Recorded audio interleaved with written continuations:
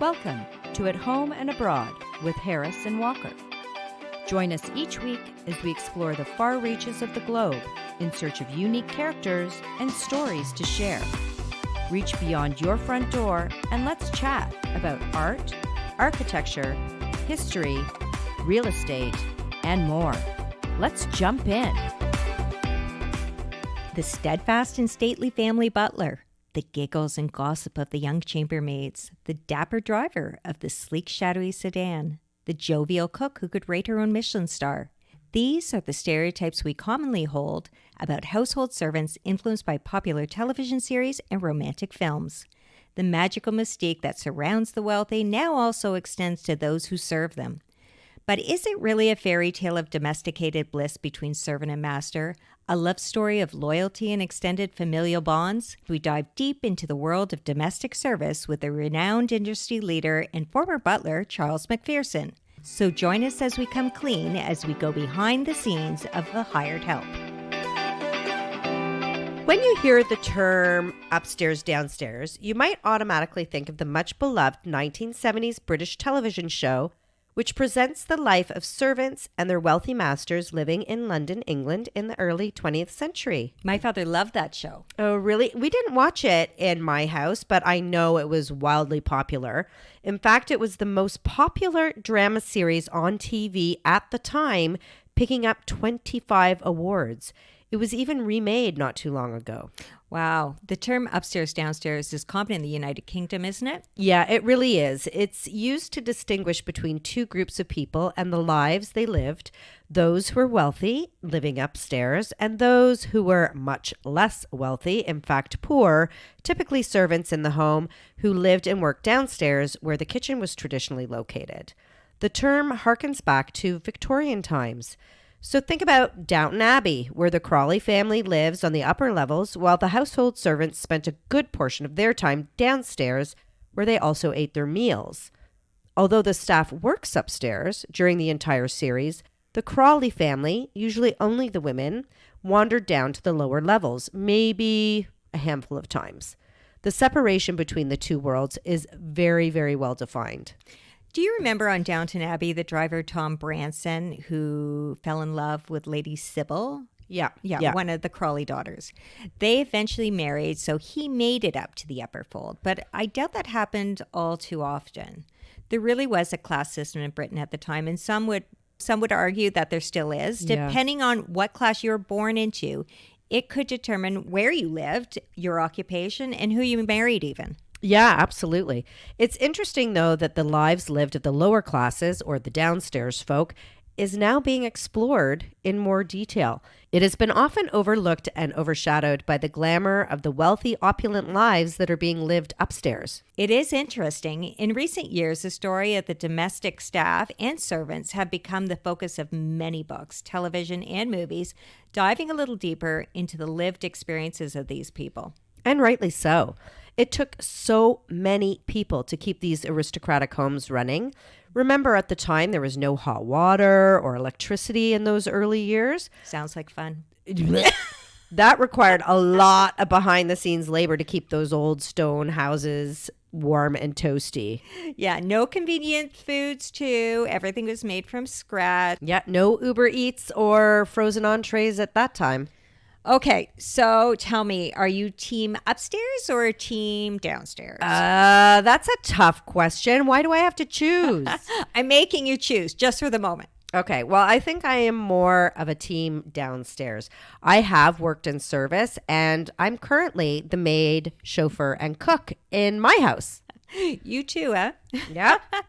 Yeah, you love a good underdog, though, I know, don't you? Yeah, I really do. So Are you saying you're team upstairs, Walker? Yeah, I'm going to be the meanie. I'm going to be team upstairs right now. I am obsessed not only with the architecture and the decor and the fashion, but I'm also fascinated with the social history and the dynamics between the upstairs and downstairs. And like you, I love to have one foot in one world and one in the other. So do you think you could have hacked it as a 19th century servant? That's a good question. I am a very hard worker, as you know, and will always do what it takes to provide for my family. But to be perfectly honest, we all know that my life as a serving wench at medieval times was very short-lived. I'm not really that great at being told what to do. As noted by Charles Macpherson in his book, The Butler Speaks, the life as a servant was very, very difficult. Servants typically work 17 hours per day and 6.5 days a week. Wow. Mr. Macpherson says that most people who went into private service, they did this because, it would give them access to daily fresh food and housing. Yeah. Pamela Sambrook has recreated a typical household timetable, which will give you a really good idea of what life was like as a 19th century servant, including the responsibilities of various household staff. Wow, that sounds super interesting. Did you know that polishing silver was a job typically assigned to men? Really? Maybe it's because of all the elbow grease needed to polish silver, but that's always been my job, although I am not a fan. But recently, my mom showed me a new trick that takes out all that necessary elbow grease. Oh, really? You're going to have to share. I will. The fact that you were an early riser would have worked to your advantage, though, Harris. The workday started between 6 and 7 a.m., and staff had to clean and prep the kitchen and get the fire started before the upstairs folk woke up.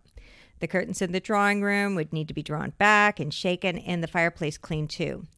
Now, Pamela Sambrook says these roles would have been arduous. In the morning, she says that a junior housemaid was expected to rake out the fireplace and put ashes in her housemaid's box, light the fire, wash the hearthstone, and put the coal buckets out into the hallway for the footmen to fill. She also takes any small rugs outside to shake at least twice a week. She hand brushes the carpets and turns over the edges and sweeps the wooden floor. As well as collecting the dust, it was also important to check the valuable items like earrings that may have been dropped. She then shuts up the room for 15 minutes while the dust settles and repeats this in the music or the sitting room. After the dust has settled, she also is expected to return to both rooms and vigorously rub the furniture using 2 cloths, one in each hand.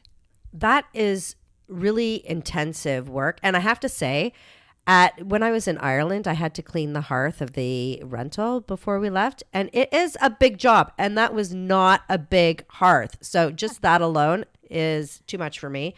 But I'm thinking about that poor housemaid if she had to be in my house and rub all the furniture with the pet hair I've got going on. Yeah, mine too. You'd also have to get up in the middle of the night if you wanted to fit in anything before your shift, like the way we do today, right? Yeah, absolutely. No room for me time, like exercise or anything like that. But I'm still thinking about all the dust those poor maids were forced to breathe in. I bet it was pretty thick in those stone homes. Yeah, I would think so. I'm feeling a bit better, though, about my dusty old house, though. Oh, well, that's good, Walker. That could be a good podcast pitch. You, too, could feel better about your house cleaning abilities if you listen to At Home and Abroad. Exactly. There are a few feature films, too, that illustrate this upstairs-downstairs concept. Yeah. Do you remember that period piece that came out, I think it was 1993, called Remains of the Day? I do. I don't really remember the movie all that well, but I remember it was like a beautiful film. It had an emphasis on the personal life of the dedicated English butler played by Sir Anthony Hopkins, who I love. He had strong feelings for the housekeeper played by Dame Emma Thompson, who I also love. And loyalty was a key theme, probably true to what the aristocracy demanded of their servants. And in fact, just last year, the historical drama The Gilded Age was released, and this was also written and created by Julian Fellowes, the creator of Downton Abbey. I haven't seen it, though. Have you? No, not yet. Lately, I've been a bit preoccupied with a book called Upstairs and Downstairs, My Life in Service as a Lady's Maid, written by Hilda Newman and Tim Tate. Yeah, it's interesting. Hilda was 97 when the book was written. She was 19 years old when she began employment at Croom Court in Worcestershire as a lady's maid to Lady Coventry. And then I think it was 1930 until the house was turned over to the War Department in 1939 with the outbreak of the war. I just want to stop you there, Walker, and say good job on the word Worcestershire. Thank you. It's a tricky one. I practiced. Well, that sounds like it might be really interesting. A first-hand account from downstairs. Absolutely. Hilda Newman passed away in 2018 at the age of 102. But her book, it's really quite a contribution to the fabric of information relating to this topic. She had described herself as coming from a family which was respectable poor with standards that they stuck to. Yeah, and she remembers when she first arrived, she was amazed how her home that she grew up in could actually fit in her bedroom at Croom Court. Wow. She remembers that there was really a strict hierarchy downstairs, with the scullery maid being at the lowest level. She also said that she was paid 5 shillings a week for her work as a lady's maid, and she described her employers as being incapable of making decisions like what to wear in the morning, simple things like that. And she was surprised when she was told by the lady of the house, "Your duties are to help me with anything I need. I shall require you to brush my hair 1 full hour in the morning and 1/2 hour before dinner." Oh my God. It's a lot of brushing. That's a lot of hair brushing. That's crazy. It sounds like torture. Seriously, can that even be good for your hair? No, I don't think so. I think don't it leads to know. brittleness. Yeah. I wonder why we like watching these relationships play out across class divides on the screen. For me, I think it's a bit of a sneak peek into a world which, for most, remains somewhat unimaginable and definitely out of reach. Perhaps we too can identify and sympathize with the downstairs world. Yeah, I feel a bit the same way. I just recently visited Blenheim Palace, the birthplace of Winston Churchill. It was really hard to imagine what it would have been like for Winston Churchill to play there as a child. The property is immense and the surrounding estate just vast. I personally haven't been to Highclere Castle where Downton Abbey is filmed, but I know you have. So maybe you can tell me what it was like. It was absolutely stunning.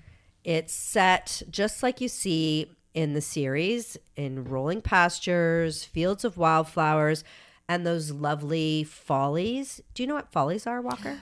No, I don't know the term. You'll know what they are when I tell you. They're those somewhat entirely useless buildings that complement the landscape design. Highclere Castle has several beautiful follies. One, the grotto, is now let as a holiday cottage. And many follies in general, even some on Highclere Estate, are styled with Etruscan and ancient Roman designs like temples and that kind of thing. Well, now that you mention it, I do know what they are, and I love them. I know, they're beautiful. Cute. They're sweet. They really enhance the gardens. The castle itself, again, is really just as you see on the television show. I dragged my entire family there in 2012, which is when London hosted the Olympics. And this was also at the height of Downton Abbey's popularity. It was just magical to wander through the same rooms where that drama was played out. Especially, I loved just being on that staircase. You know, they're always pictured on that staircase. It must have been a zoo, though. It must have been busy. It was busy. There were some tour buses of octogenarians that arrived just prior to us. So my husband wasn't entirely thrilled, but it was fantastic all around. And I do want to say that Lady Carnarvon is an exceptionally wonderful keeper of Highclere's history.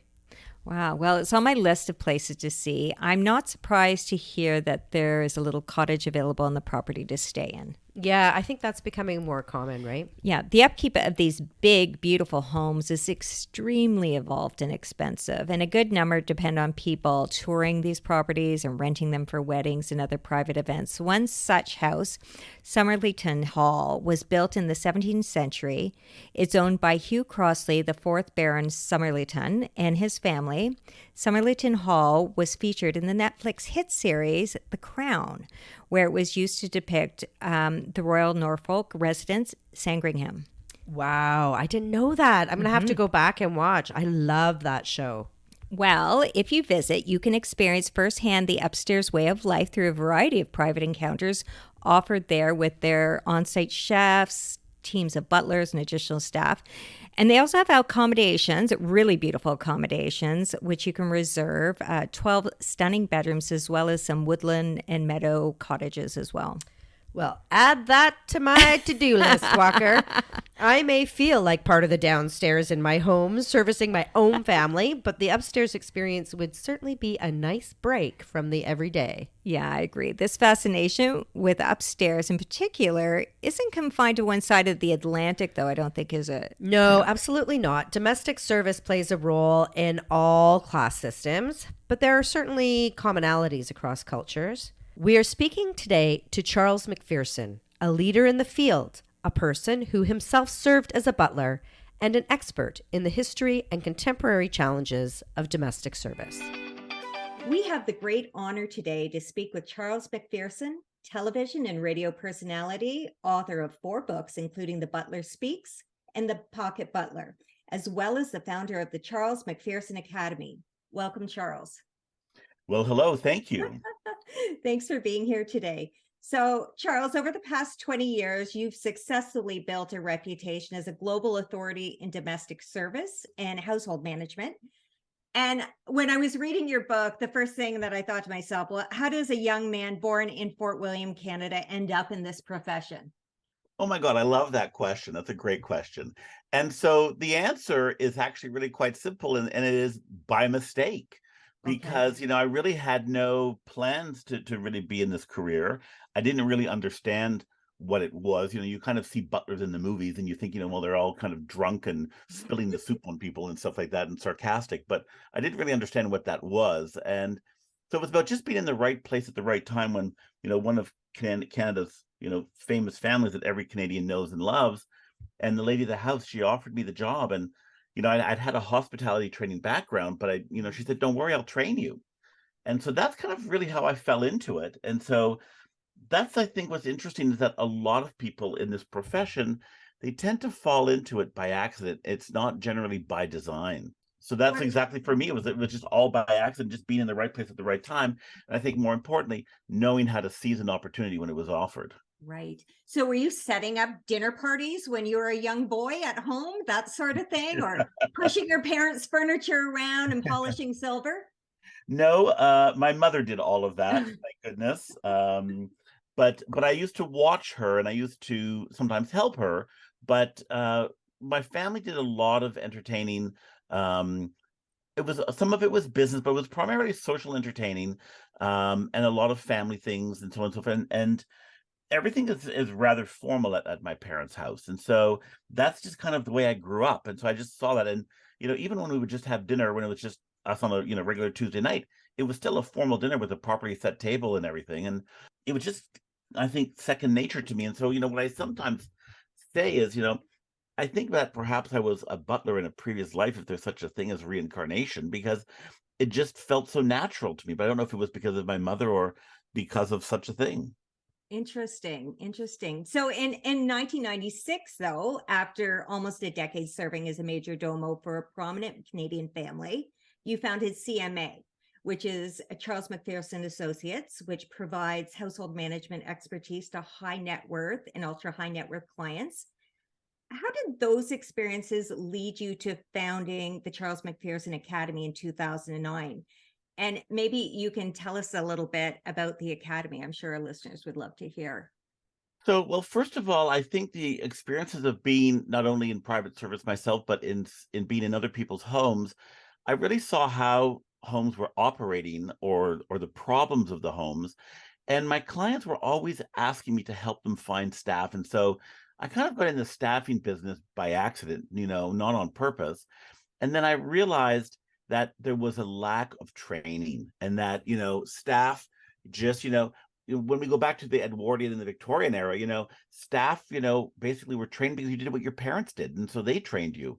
And then you went into service and kind of worked your way up. And that doesn't exist anymore. And so I thought the only way that I'm going to be able to find people for my clients is to do as Isidore Sharp said, hire for attitude, train for skill. And so find people with great attitudes and then be able to train them on their skills. And so that's kind of how the school really started. It wasn't really on purpose. Yeah, it just sort of evolved into that, I guess.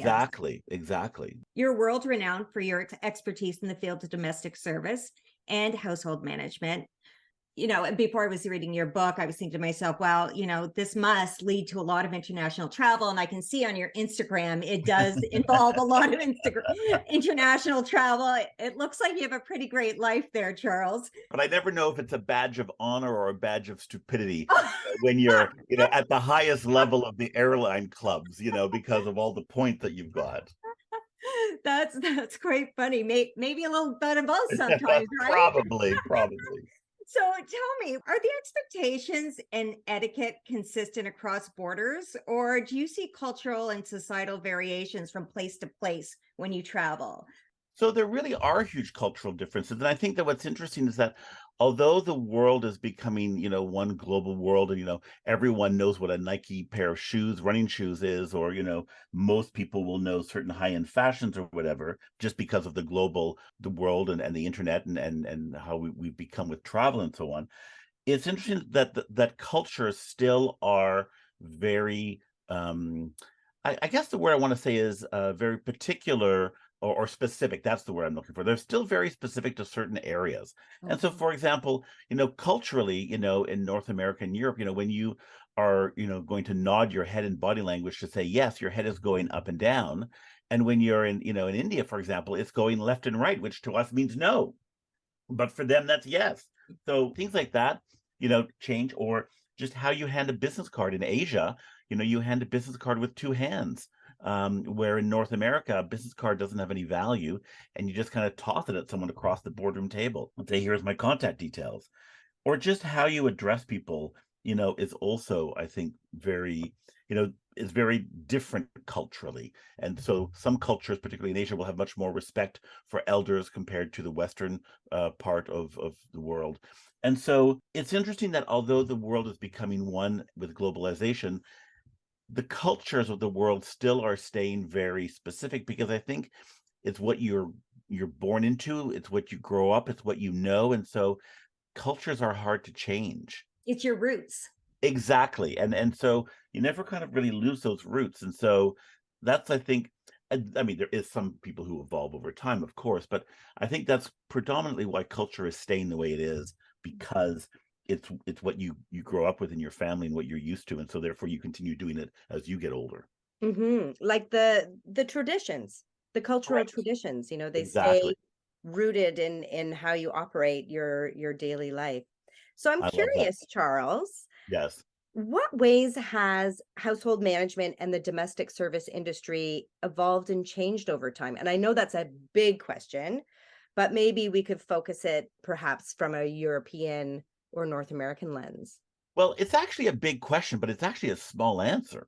Oh, And so household management really hasn't changed in managing a household in the last 200 years, because we still manage a household the same way. The only difference in managing a household is the products that we use to clean or to maintain a household. We still set a table the same way that they did 200 years ago. We still make a bed the same way that they did 200 years ago. We still fold towels the way they did 200 years ago. So it's interesting, we still dust, we still, we didn't, I would say vacuum when they didn't vacuum 200 years ago, it wasn't a vacuum. So there's the invention of the vacuum cleaner, but we're still dealing with dust. We're still washing floors. So what's interesting is that household management and repairs and entertaining hasn't really changed all that much, except the products that we're using to do the job. that's such an interesting perspective. And I love that. Going back to, what we were just talking about in terms of traditions, I think household management, it's a traditional service and function within the home. Yeah, I think you're correct. And what I think is interesting, though, is that if we look at the population, as the middle class grew, by the second industrial revolution, and as we go into, World War I and World War II, and the world really evolves, the mass market and the middle class now have to run homes. And they kind of struggle with it at first, where, when we go back into the Edwardian Victorian era at the very beginning, it was really only the gentry and the nobility that had, large homes that were run by huge amounts of staff. And the commoners, they lived very poorly, and they really suffered. They didn't have homes the way, we have homes today. And so that's one part that has really evolved, is the fact that I think household management is now for more people within their daily lives than Right. compared to the It's, past. yeah, I can speak personally, Charles. It's definitely in my daily life. Well, yeah, I mean, most of Yeah. us don't have, the good fortune of having staff, Yeah. running around. And, when we think about, 200 years ago, the amounts of staff they had, well, first of all, there was a huge amount of wealth, but more importantly, the amount of staff was needed, because when you think of, so let's just go to Britain, for example, when you think of those big country houses and everything that, we see in the movies of Gosford Park and so on and so forth, remains of the day, there was no hot and cold running water. There was no electricity. There was, people having to do all that stuff. So it took huge amounts of staff. And then you couldn't go to the grocery store and buy, some, a pre-cooked, chicken, on a Tuesday night because you didn't feel like cooking. Someone had to bring up the chicken, on the farm, and then you had to kill it, and then you had to pluck it, and then you had to cook it. And so all that took huge amounts of staff. So what's interesting is that modern convenience has actually really changed for us after the Second World War because of the mass production of being able to produce for the war. All that excess capacity really allowed us to start to produce the modern conveniences that all of us enjoy today. Absolutely. So perhaps we can turn the tables for just a moment Yes. and consider how we can, as either guests in a home or in our own homes, or even outside the home in restaurants, hotels, etc., how we can support the domestic service in our behavior. The reason I asked that question, Charles, is because I feel that having worked in the service industry in the past, and I know Lauren has too, there sometimes isn't as much respect as there could be. And I'm not sure how that maybe has changed recently since the pandemic, but how can we, just as citizens of the world, support domestic workers a little bit more positively? That's a big question. Yeah. That I think has a big answer. But I think to try to keep it simple, I think it's about taking as opposed to looking at it as how do we deal with the service industry or domestic workers, is I think I would bring it back down to etiquette. And I would say, what is the point of etiquette? And so, as Letitia Baldridge taught me, etiquette is really about how you treat people. So how do you have breakfast at the breakfast table with your family, and how do you speak to them? How do you talk to the bus driver on the way to work? How do you deal with your coworkers at the office? It's about making people feel comfortable and respecting them. And so I think that's where I would go back to when you're dealing with domestic workers and in the service industry. It's about being respectful. They're doing a job, and it's not a demeaning job. It's just a job. I think, unfortunately, in North America, we don't tend to look at service jobs with value, where in European cultures, it's still considered valuable and it's considered still a career. So to be a waiter in Europe is not considered as a flunky. It's an actual job that people respect. Hmm. And here we don't in North America do that, as we don't do that well. So I think it's about thinking about etiquette and thinking about how do we make other people feel, and that they're providing a service for you that's allowing you to enjoy your time in that establishment, whether you're in a bar or a restaurant or with your family or just by yourself or in a hotel. Doesn't matter where, but it's allowing you to have that moment because of the service they're providing. And so just to try to think about them. Yeah, and maybe we can shift our perspective here in North America to recognize the value of those people who support the luxuries and the lifestyle that we have, even if they aren't luxuries. It can be as easy as just saying a sweet hello to the bus driver as you're headed off to work. I think that's a critical point for our listeners today. And as much as I want to believe and that, we need to try to change perhaps a little bit, I'm not sure the culture is going to change. I think that the internet is actually hurting us, Oh, because interesting. we're interacting less with each other Yes. than before the internet. You're on the bus, and you're not paying attention to anyone or reading the paper or talking to anyone. You're just on your phone playing Candy Crush. Yeah. So I think it's going to be hard for us to shift when we have this tool in our hands of the internet and the mobile phone that's taking us away from people as opposed to encouraging us to interact with people. I absolutely agree, Charles. And I think that it's such a shame that the very basic art of saying hello and good Mhm. morning is being lost. I agree. And this social connection. Often I'm in a restaurant and I look at the table beside me, and all four people at the table are on their phones. I And remember once being at a restaurant several years ago, and there was two people, and they were eating together, and they were both on their phone. And so I finally reached over to them, and I said, "Excuse me for asking, but how come you're not talking? You're just both on your phones." "Oh, well, it's our first date, and we're just talking, by texting each other." And I just thought that was weird. that's Uh, crazy. that made no sense to me. And then, Yeah. I'm leaving, in a few days on a business trip, and the hotel that is where we're going to be staying has now sent me 3 emails trying to get me to download the key to my room on my cell phone so that I don't have to speak to anyone when I get to the hotel. And it's like, don't have a problem speaking to someone at the front desk and getting my key. Thank you very much. Absolutely. You learn so much more about Yeah. the place you're in or the people you're with if you actually speak to them. And that sounds so basic and simple, but I believe truly that we're losing that ability. We are. We are. How, I mean, I can't imagine going on a first date and communicating by text with the person immediately across the No table sense from to me. me. It makes no sense to me. But what's interesting is that, there's a generation where that just feels logical to them because they don't know anything else. I mean, when I speak to my nephews who are, 9 and 12, they've only ever lived in the internet era. And so, when I kind of talk to them about what it was like before the internet, they look at me like I have 3 heads, like they just can't No. comprehend. I know, I know. My children are the same way, and I can't comprehend their world. Exactly. No, I completely agree. And I'm sure a lot of your listeners are chuckling along with us thinking the same thing. And this is why we need to underline the importance of tradition and this art of service, that we can keep this alive, our ability to socialize alive. It's really important. I think the best place to start, though, would really be at the dinner table at home, the kitchen Yeah. table with the family. And, I get it. We all have busy lives and we're all running in different directions. But I think if we could just start to just have a family dinner where we put the phones down at the table and just talk about your day or talk about what's on your mind, I think would be a great way to start. And, my rule of thumb really is, unless you're a doctor who's about to be called into emergency brain surgery or whatever, there's really no need for you to have your phone at the table. I'm in full agreement. Full agreement. No. Anybody listening who's not doing that, let's start right now. Start today. The revolution has begun. The revolution has begun. That I'm going to hashtag this episode with that, Charles. Okay, that's So great. I really enjoyed your book, The Butler Speaks. I know Lauren did too.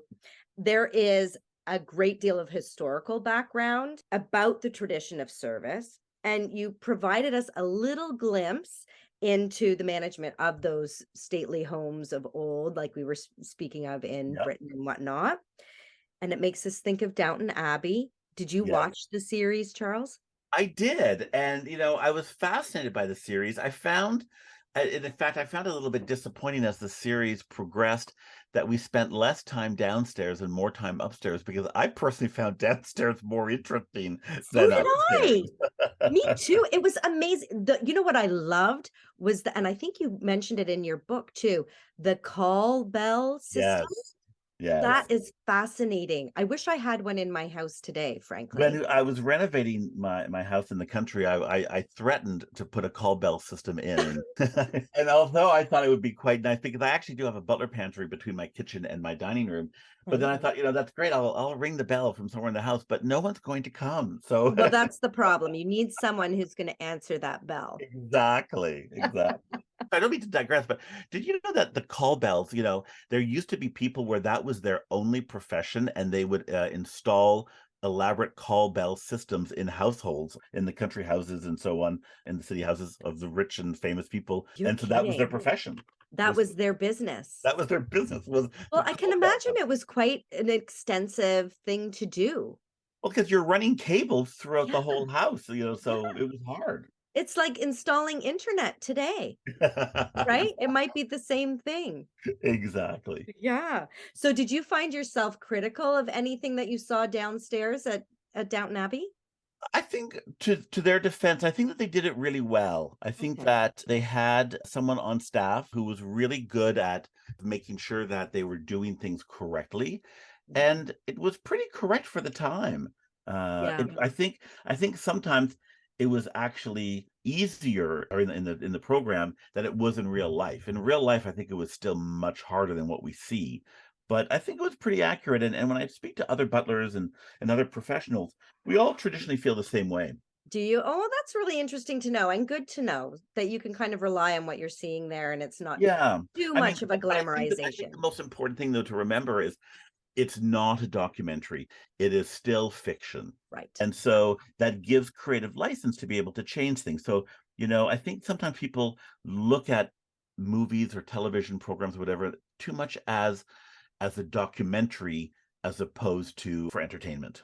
Yeah, absolutely. And if people really want to read into it a little bit more, I highly recommend your book because Thank it has these beautiful little inserts that really outline the history behind some of the service. Well, I agree with you. Well, there you go. Well, Charles, it has been such a pleasure The chatting pleasure's with you all mine. today. I'm so grateful. Thank you so much for sharing your wisdom with us. Thank you very much to the both of you. If you would like to learn more, you can follow Charles on Instagram at charles.the.butler or at www.charlesmacpherson.com. We will include these links as well as where you can find his books in our show notes. Thanks again, Charles. Be well. Thank you very much, and my best to everyone. Interest in the history and contemporary condition of domestic workers is becoming increasingly popular, and it seems that the life of the downstairs worker is increasingly being portrayed in really a more glamorous fashion. Take, for example, one of your favorite shows, Harris, Below Deck. Oh, yeah. Instead of an English country house, this reality show is set on a yacht with hip, young staff who are responsible for catering to the needs of the people who have paid big money to charter the boat. It is a new, modern interpretation that highlights the clear separation between the lives of the guests above deck and the domestic staff who live in a totally different life below deck. Viewers get a fly-on-the-wall perspective into what it is like to be a member of the crew, catering to the whims of the clients and the drama that almost always ensues. Captain Lee Rosbach has said, it's really Downton Abbey on the water. It totally is. I actually inquired about being a guest on that show, an upstairs guest. You are nuts, Harris. I know. I'd watch that episode for sure. It certainly is entertaining, but I kind of find that all the drama is a little stressful to watch personally for me. Yeah. I imagine it would be difficult enough taking care of the needs of these very particular and high maintenance customers. Absolutely. It can't be easy, especially when on your off hours, you're sharing a tiny cabin with your workmates who you may or may not like. Yeah, and when you watch this show, does it make working on the yacht appear like an attractive position to hold? Like, would you do it? I think it does glamorize it for sure. I think when I was a young gal, I could have managed that work. The travel and the new vistas would have appealed to me. And I've worked in fine restaurants as well as luxury real estate, so catering to the well-heeled wouldn't be anything new. But at my age, I think I'm too opinionated and bossy in my own right. Yeah, me too.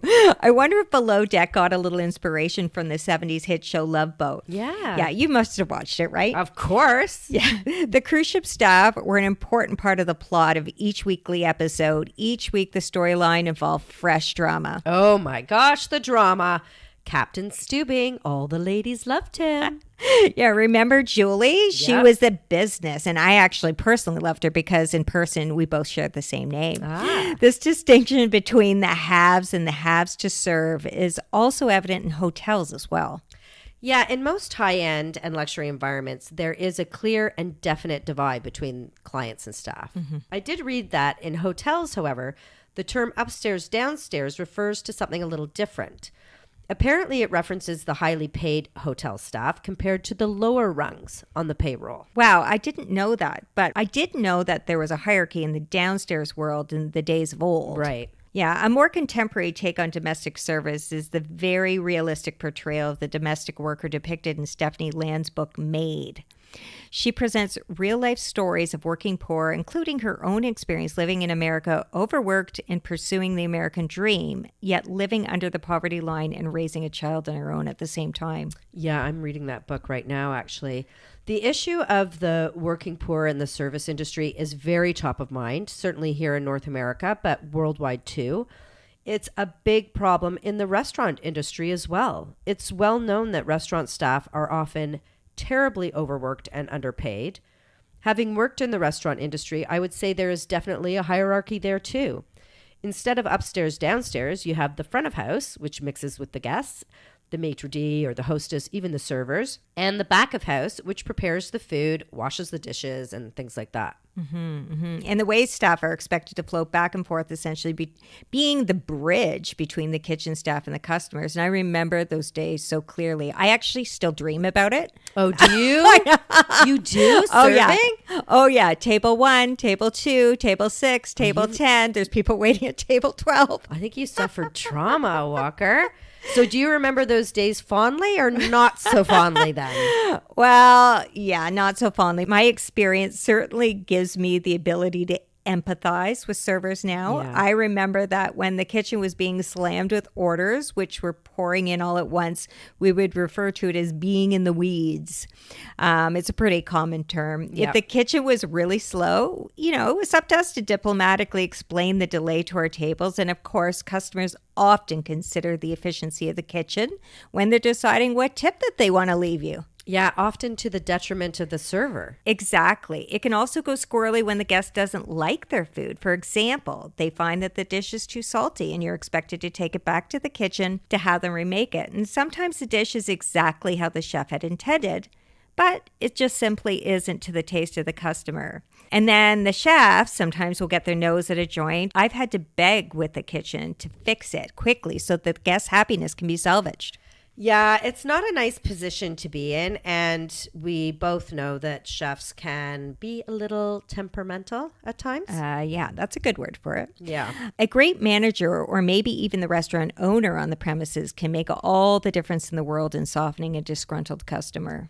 Or a great hostess. That was my role for quite some time, soothing all the tempers front of house and back of house. Our manager never hit the floor, but we preferred it that way.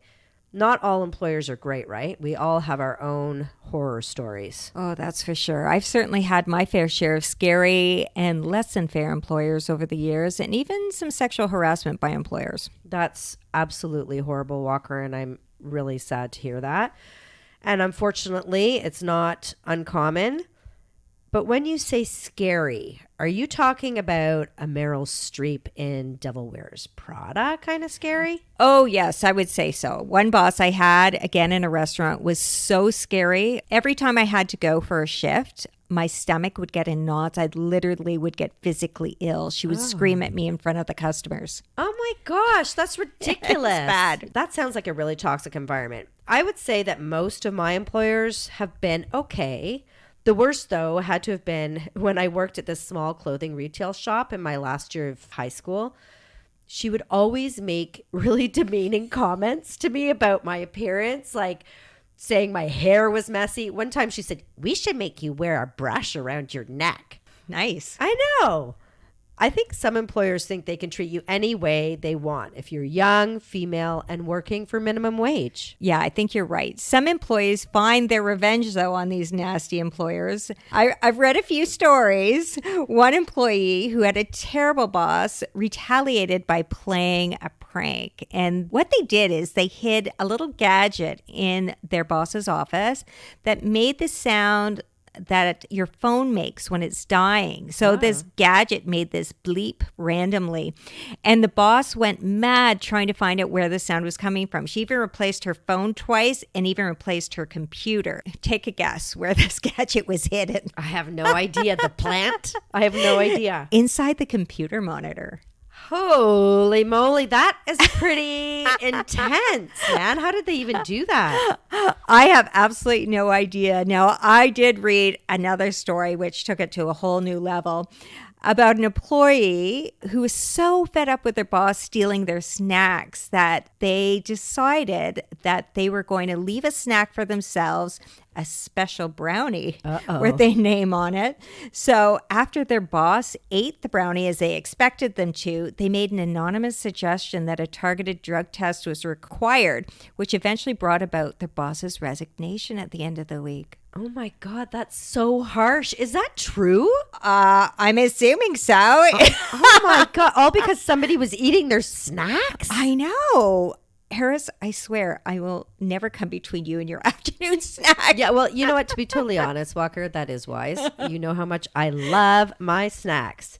And these are kind of like on the light side, these situations. But there are so many people who work in truly abusive environments. Working for an abusive boss can be extremely traumatic. Lawyer Kenneth Krupat notes that a victim in these circumstances feels vulnerable and dependent and often stays in the relationship. It's hard to leave when you're financially reliant on that job. It leaves you with very few options. Yeah, I was shocked to read in Newsweek, which reported the results of a study by the think tank Rand Corporation. And this was just recently, I think it was in the summertime. This study stated that nearly 1 in 5 American workers says they face a hostile or threatening environment at work, while over half report to being exposed to unpleasant and potentially hazardous working conditions. Honestly, that's terrible. In this day and age, it is so truly ugly when people take advantage of others. Yeah, I fully realize I was privileged to be able to be in a position where I could walk away from those toxic work environments when they were happening. There are too many people, though, in this world who simply cannot walk away from employment that is abusive and unsafe because they need to support themselves. They need to support their families. Absolutely, way too many people in these circumstances. For instance, a recent article by Megan Mohan, written for the BBC, exposes the 7-day week which maids must work for Qatar's ruling classes. One maid interviewed reported working from 8 a.m. to 11 p.m., 7 days a week, without one day off since she started 18 months prior. In the case of this particular maid, her employer also keeps her passport, limiting her ability to leave. And apparently this is not an uncommon practice. It makes me also think of recent reports of poor and sometimes lethal working conditions of migrant workers in Qatar, particularly leading up to the World Cup.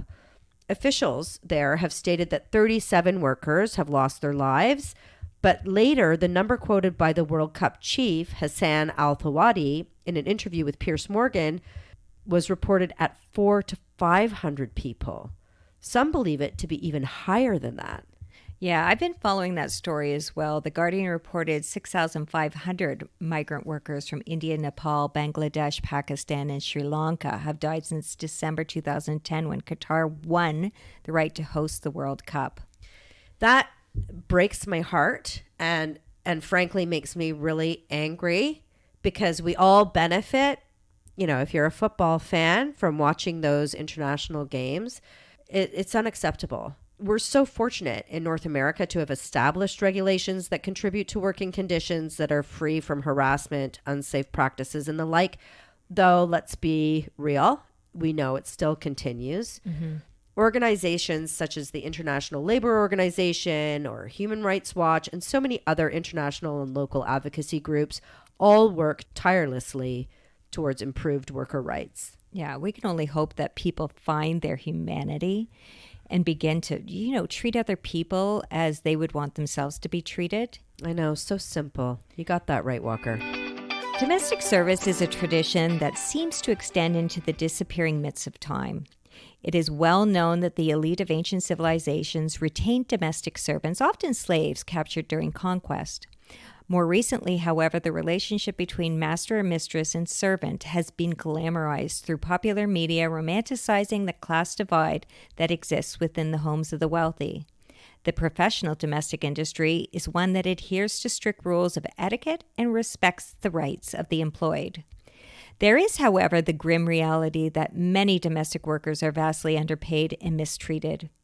It's lovely to disappear into the romance of the rarefied world of very privileged, but it is also too important to acknowledge and respect those who work tirelessly to support it. Thank you for joining us at Home and Abroad with your host, Harrison Walker. Follow us each week as we continue the conversation.